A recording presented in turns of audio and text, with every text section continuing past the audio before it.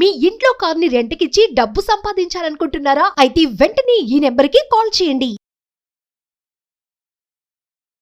Hi hello నమస్తే, welcome back to Suman TV. ప్రస్తుతం మనతో పాటు ఉన్నారు ఎడ్యుకేషన్ కన్సల్టెంట్ దుర్గశ్రీ గారు. నమస్తే మ్యామ్. నమస్కారం అండి. మ్యామ్, పిల్లల్ని అసలు కొట్టడం రైట్ ఆర్ రాంగ్ అంటే ఇది కామన్ టాపికే, చాలాసార్లు విన్నాము. కాకపోతే మళ్ళీ ఒక్కసారి, ఎందుకంటే ఇంకా ఉన్నారు పేరెంట్స్ అలాంటి వాళ్ళు. Not only school standard, intermediate పిల్లల్ని కూడా కొట్టే పేరెంట్స్ ఉన్నారు. అది ఎంతవరకు కరెక్ట్? అసలు ఆ స్టాండర్డ్స్ ఎలా ఉంటున్నాయి పేరెంట్స్కి? పిల్లల్ని అసలు అంటారు కదా, కొడితే కానీ వీడు వినడురా, దెబ్బ పడితే కానీ వీడు సెట్ అవ్వడు అంటారు కదా. అంటే మాటల వరకే పరిమితంగా ఉంటున్నారా, నిజంగానే చేసుకుంటున్నారా? అది ఎంతవరకు అసలు కరెక్ట్ అంటే ఏం చెప్తారు? మీరు అన్నది కరెక్టే. చాలామంది పిల్లలు పేరెంట్స్ కూడాను కొడితే కానీ వింటలేదు అని. అదే పేరెంట్స్ని ఇంటర్వ్యూ చేసామనుకోండి, స్టాటిస్టిక్స్లో మామూలు సర్వేస్ అవుతాయి కదా, దాంట్లో 80% ఆఫ్ పేరెంట్స్, 80+% ఆఫ్ పేరెంట్స్ కొట్టడం తప్పేరా బాబు. ఒక 50+% పేరెంట్స్ అంటారు మళ్ళీ డిసిప్లిన్ ఎలా అవుతుంది అని. ఇంకో 50% ఆఫ్ పేరెంట్స్ ఏమంటారు, కొట్టడం తప్పేలే బట్ ఏంటి ఆప్షన్. ఓకే, అంటే ఈ పేరెంట్స్కి కూడా ఫస్ట్ టైం కదా experience being a parent of 11 year, 12 year, 15 year, 16 year. వాళ్ళకి ఏం చేయాలో తెలియదు. ఆడెవడో కొట్టాడు అంటే వీళ్ళు కూడా కొట్టేయాలి అన్న ఆలోచన అనమాట. అంటే అందరూ కలిసి పిల్లల్ని పెంచేస్తున్నాం కదా, సో వాడు ఇది చేశాడంటే నేను కూడా అదే చేసేయాలి. ఇంకోటి ఏంటుంటుందంటే, ఈ పిల్లలు ఎందుకు కొడుతున్నారు పిల్లల్ని. ఓకే, ఇప్పుడు ఒక పిల్లవాడు ఇంకో పిల్లవాడిని కొట్టాడు అనుకో, నీ కొడుకు అగ్రెషన్ ఎక్కువైపోయింది, ఇదైపోయాడు అని అంటారు. అదే ఒక పిల్లవాడు అడల్ట్ని కొట్టాడు అనుకో, వీడికి అసలు బిహేవియర్ రాదు, మిస్ఫిట్, అసలు సోషల్ స్కిల్స్ లేవు అంటారు. ఒక అడల్ట్ ఇంకో అడల్ట్ని కొట్టాడు అనుకోండి, అసాల్ట్ అనేసి కేసు చేసేస్తాం. బట్ అడల్ట్ పిల్లవాడిని కొట్టాడు అనుకోండి, అది డిసిప్లిన్ అనేస్తున్నాం. హౌ అన్ఫేర్ కదా. పిల్లల్ని కొట్టే హక్కు నీకు ఎక్కడుంది? అసలు పిల్లలే నీ మీద కేసు పెట్టాలి, నువ్వు అసాల్ట్ చేస్తున్నావు అన్నమాట. ఇట్స్ ఫిజికల్ అబ్యూస్ కదా. పిల్లల్ని ఎప్పుడు మనం కొట్టామనుకోండి, ఒక్కసారన్నా 2 సార్లన్నా అంటే ఓకే, పిల్లలకి అది గుర్తుండిపోతుంది. అందులో తండ్రి కొట్టాడంటే అది జీవితాంతం మర్చిపోరు పిల్లలు. తండ్రి నోరెత్తి ఒక మాట అన్నాడు అంటే అది గుండెలకి ఉంటుంది. అమ్మ అంటారా, ఓ అమ్మ 10 సార్లు చెప్తూనే ఉంటుంది అని. అంటే తండ్రి కొట్టే దెబ్బ అలా ఉండాలంటారు. దెబ్బ జీవితాంతం మర్చిపోలేరు. అదే తండ్రి రెగ్యులర్గా బెల్ట్ వేసి కొట్టాడు, దేనికో కొట్టాడు, లాఫాలు ఇచ్చాడు అనుకో, mentally the child becomes sick. Mental health అనేది ఎలా ఎగ్జిబిట్ అవుతుంది? ఎక్స్టర్నల్లీ డిస్రప్టివ్ నేచరు, స్కూల్కి వెళ్ళగానే ఆని పీక ఈని గుద్ద అవన్నీ ఉంటుంది. Internally anxiety, depression. ఇంటికి వెళ్ళాడా యాంటీ సోషల్, ఎవరు రిలేటివ్స్ వచ్చినా బయటికి రాడు, వాడు రూమ్లో వాడే ఉంటాడు, మనుషులతో మాట్లాడు, కమ్యూనికేషన్ స్కిల్స్ తగ్గిపోతాయి, డిప్రెషన్లో వేరే రూట్లు ఎత్తుక్కుంటారు పిల్లలు.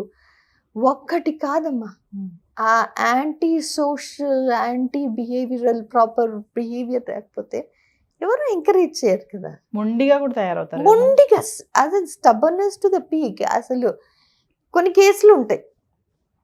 ఒక పిల్లవాడు ఉన్నాడు, వాడు ఇంజనీరింగ్లో జాయిన్ అయ్యాడు, వాడు వద్దని వచ్చేస్తాడు. ఎందుకురా అంటే చెప్పడు. ఇంజనీరింగ్ అంటే ఓకే, ఏమైనా అఫేర్ ఉండిందా అది చెప్పడు. నిన్ను బులీ చేశారా చెప్పడు. అది వాళ్ళ నాన్న చిన్నప్పుడు బాగా కొట్టేవాడు. వాడు ఆ ఏజ్కి వచ్చేటప్పటికి మెంటల్లీ నేను ఫిట్ అవ్వను, ఇక్కడ నన్ను అందరు బులీ చేస్తారు అన్న మెంటాలిటీతో వచ్చాడు. వాడిని కంప్లీట్గా బులీ చేశారు యూనివర్సిటీలో.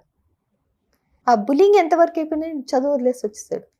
ఇప్పటికీ అన్ఎంప్లాయ్మెంట్గా ఇంట్లోనే ఉన్నాడు. అంటే not just physically abusing, mentally isolated అయిపోయాడు, మెంటల్లీ యాంటీ సోషల్ అయిపోయాడు. ఇంకా చిన్నపిల్లలు అయితే, పెద్దోడైపోయాడు కాబట్టి చిన్నగా ఉన్నప్పుడు ఆ పిల్లవాడు social, anti social, behavioural issues ఉండేది, డిప్రెషన్ ఉండేది. Depression still continuing, parents are not ready to accept it. మేము ఇది చేస్తున్నాం, మేము కొడితే కానీ వాడు విండు, కాకపోతే అర్థం చేసుకోలేకపోతున్నాడు. నా రిక్వెస్ట్ పేరెంట్స్కి, చిన్న పిల్లలన్నా పెద్ద పిల్లలన్నా కొట్టటం అనేది మంచిది కాదు. It's highly abusive. Mentally the child becomes sick. వాడి బిహేవియర్లోనే మీకు తెలుస్తుంది. యాంటీ సోషల్ బిహేవియర్ అంటే అనవసరంగా కొట్టటము, చింపేయటము, లాగేయటము, ఏదో అంత గందరగోళం చేస్తారు. That itself is an indicator for you that the child needs your support. అది అటెండ్ అవ్వకపోతే ఈ డిప్రెషన్, ఈ యాంగ్జైటీ ఇవన్నీ వచ్చేస్తాయి. That manifestation of it is socially isolate చేసేసుకుంటారు. చిన్నప్పుడు కొట్టి దొరలి అవన్నీ చేస్తారు. ఆ 10th 11th వచ్చేటప్పటికి విత్డ్రా అయిపోతారు కంప్లీట్గా పిల్లలు. అక్కడే నీకు తెలిసిపోతుంది that you need to support the child. అదే పిల్లవాడు పెద్దగా ఇంటర్ దాటి ఇంజనీరింగ్లోకి వచ్చి ఇట్లాంటివి చూస్తున్నాడు, వేరే వాటికి అలవాటు పడ్డాడు, సిగరెట్లా, whatever it mean. So మీరు చిన్నప్పటి నుంచి చూసుకుంటూ ఉండాలి. పిల్లలు పెద్దోళ్ళు అయిపోయారని ఏం లేదు. 40 సంవత్సరాలైనా పిల్లలే.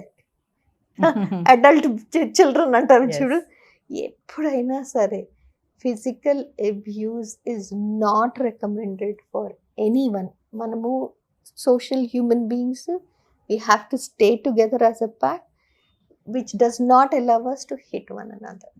సో ఆ అడల్ట్ మనం అసాల్ట్ అన్నామే, ఈ చైల్డ్ మీద ఫాదర్ చేసింది కూడా ఆర్ మదర్ చేసింది కూడా అసాల్ట్ కిందే కన్సిడర్ చేసుకుంటే అది చెయ్యెత్తటం తగ్గుతుంది. ఎప్పుడన్నా సరే ఓపెన్ డిస్కషన్ ఉంటే ఎన్నో రూల్ అవుట్ చేయొచ్చు. Open minded. ఇప్పుడు ఒక 15 సంవత్సరాల పిల్లవాడు తండ్రితో బయటికి వెళ్ళాడు, ఓపెన్గా, మదర్ కూడా లేదు, వాళ్ళిద్దరు ఓపెన్గా మాట్లాడుకోండి, ఎంత చేంజ్ ఉంటుందో. 2 గంటలు వాళ్ళు బయటికి వెళ్ళి వచ్చిన తర్వాత పిల్లవాడిలో ఎంతో చేంజ్ వస్తుంది. అదే తండ్రి వినే శక్తి ఉంటే తప్ప. అదే తండ్రి కూర్చొని లెక్చర్ ఇచ్చాడు అనుకో, ఇంకొంచెం వర్స్ట్ సిచ్యువేషన్లో ఆ తండ్రి ఓపిక్గా విన్నాడు అనుకోండి, ఎంతో చేంజ్ అవుతుంది. సో నా రిక్వెస్ట్ పేరెంట్స్కి, ఎస్పెషలీ డాడ్స్కి, please spend some time with your sons. They need you. ఆడపిల్లలు అంటారు, ఆడపిల్లలు కూడా తండ్రి కావాలి. కూర్చుని ఓపెన్గా మాట్లాడగలిగే శక్తి ఉంటే, టైం ఉంటే చెయ్యండి. That will wean out a lot of things. కొట్టటం అసలు దేనికి సొల్యూషన్ కాదు. Thank you ma'am. Thank you so much.